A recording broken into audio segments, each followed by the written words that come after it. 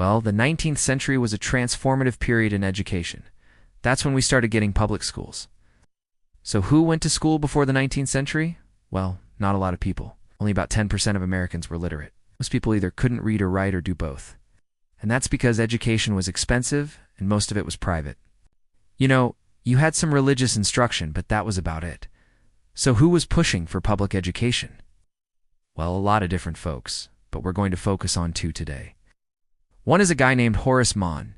He's considered the father of public education. And he said that all children, regardless of social class or gender, should have the opportunity to be educated. Now, this is very radical. This goes against everything that we believe in today, that everyone should have access to education.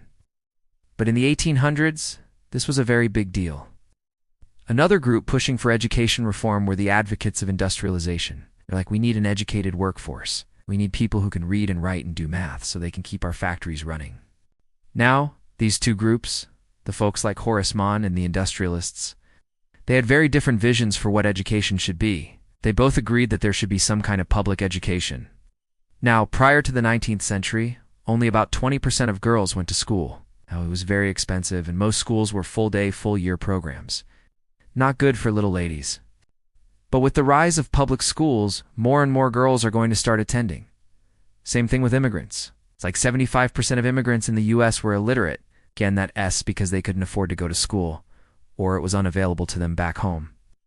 But as the 19th century progresses and we start creating these public school systems, that's going to change. By the end of the century, about half of all immigrants were literate. Also, if you were poor, like working class, you couldn't really go to school.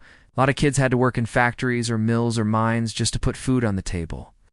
But with the creation of public schools, children were pulled out of the workforce and put into classrooms. Now, Horace Mann and his allies, they wanted to create a curriculum that was universal and standardized. There would be certain things that every child in the United States, regardless of where they lived, would learn. Eventually, we're going to see that vision come to fruition with the adoption of the common school curriculum.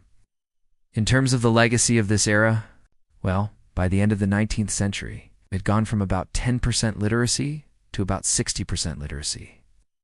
So the percentage of people who could read and write had increased dramatically. Also, we created the first state-sponsored universities during this period. So that's, kind of the land-grant colleges. And then also, we started getting school systems that were run by the federal government. Before this era, education was completely decentralized.